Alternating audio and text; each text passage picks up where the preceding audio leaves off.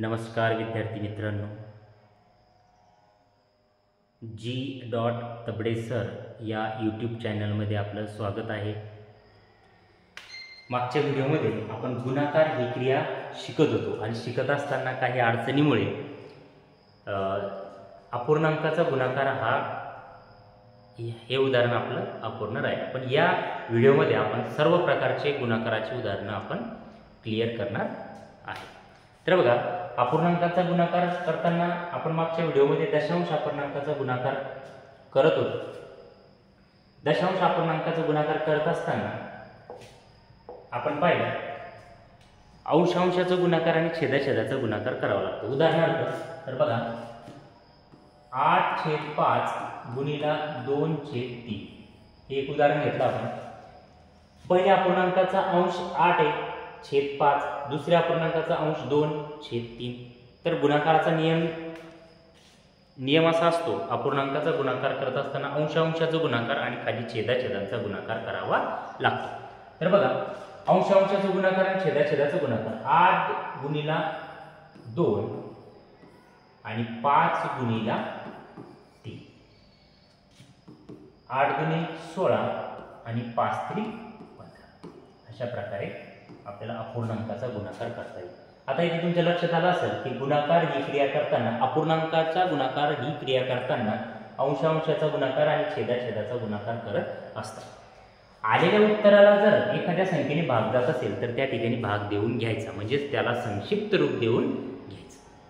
तर बघा, अशा प्रकारचा गुणाकार आपण बेरीज या अगोदरच्या व्हिडिओमध्ये बेरीज, वजाबाकी या सर्व क्रिया आपण या ठिकाणी पाहिलेल्या आहेत।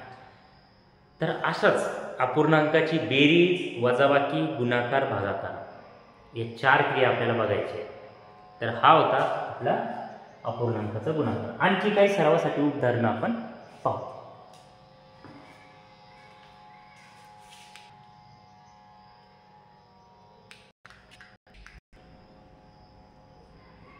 बघा, स्क्रीनवर काही अपूर्णांकाचे गुणाकार तुम्हाला दिसत असतील। आता हे 3 प्रकारचे उदाहरणं आपण सोडून घेऊ। व्यवस्थित लक्ष देऊन ऐकायचं, बघायचं आणि या 3 उदाहरणातून गुणाकार कसा करायचा, अपूर्णांकाचा गुणाकार कसा करायचा हे आपण शिकून घेऊ। चला, पहिलं उदाहरण 5/3 गुणिला 7/10/7। अपूर्णांकाचा नियम आपल्याला माहिती आहे की अंशांशाचा गुणाकार छेदाछेदाचा गुणाकार। तर बघा, अंशांश म्हणजे 5 गुणिला 10, पहिल्याचा अंश दुसऱ्याचा अंश, छेद पहिल्याचा छेद दुसऱ्याचा छेद। अंशांशाचा गुणाकार छेदाछेदाचा गुणाकार 5 गुणिला 10, 5 10 50, 3 7 21, 50/21 हे त्याचं उत्तर। 50/21 ला कोणत्या संख्येने जर भाग जात असेल तर देऊन घ्यायचा, संक्षिप्त रूप देऊन घ्यायचं। पण या ठिकाणी कोणत्याच संख्येने 50 आणि 21 ला भाग जात नाही, म्हणून हे उत्तर। दुसऱ्या उदाहरणामध्ये पहिल्याचा छेद दुसऱ्याचा छेद, पहिल्याचा अंश दुसऱ्याचा अंश, पहिल्याचा छेद दुसऱ्याचा छेद, अंशांशाचा गुणाकार छेदाछेदाचा गुणाकार। 12×5 60 भागिला 8×5 40, 60/40। आता इथं तुमच्या लक्षात आलं असेल की 60 आणि 40 या दोन्ही अंकाला 10 ने भाग जातो। इथे 10 ने भागून घ्यायचं किंवा 0 कट जरी केलं तरी चालतं। आपण जर 0 कट केलं किंवा 10 ने भागलं तरी एकच। 10 ने भागून 10 सके 60, 10 40।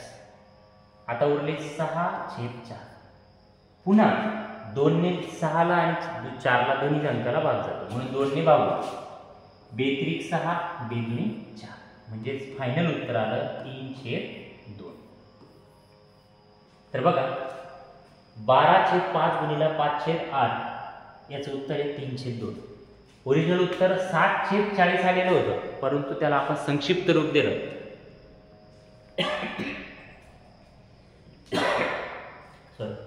संक्षिप्त रूप देणं म्हणजेच त्याला एखाद्या संख्येने भागणे। तर बघा, तिसरं उदाहरण अंश पहिल्याचा अंश दुसऱ्याचा अंश, पहिल्याचा छेद दुसऱ्याचा छेद, अंशांशाचा गुणाकार छेदाछेदाचा गुणाकार। तर बघा, 13 × 26 आणि 3 5 15. 26 आणि 15 याला कोणत्या संख्येने भाग जात असेल तर देऊन घ्या, नसेल जात तर हेच उत्तर.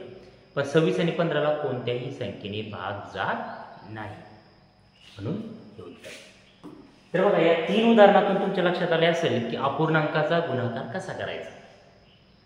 तर बघा, हे 3 उदाहरणातून समजून घ्या. आता याच्यामध्ये बऱ्याच गोष्टी आहेत की अजून तुम्हाला शिकवायच्या राहील.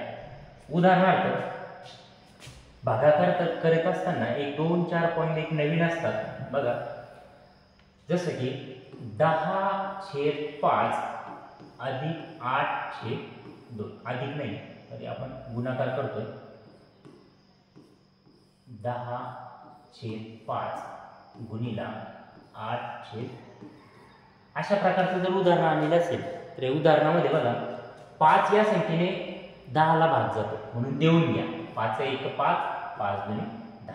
म्हणजे या ठिकाणी येणारं उत्तर किती येईल? फक्त 2. बे 1 बे, बे चोक 8 या ठिकाणी सुद्धा भाग गेला, म्हणजे याचं येणारं उत्तर आहे 4. फक्त 2 गुणिला 4, बे चोक 8 याचं उत्तर आहे 8. तर एखाद्या छेदातल्या संख्येने अंशातल्या संख्येला जर भाग जात असेल तर त्या ठिकाणी देऊन घ्यायचं. तर बघा, अशा प्रकारे तुम्हाला गुणाकाराची काही उदाहरणं, अपूर्णांकाची गुणाकाराची काही उदाहरणं कळाली असेल तर याच्यावर तुम्ही प्रश्न सोडवायचे. मग काही प्रश्न देतो ते तुम्ही सोडून आणायचे आहे.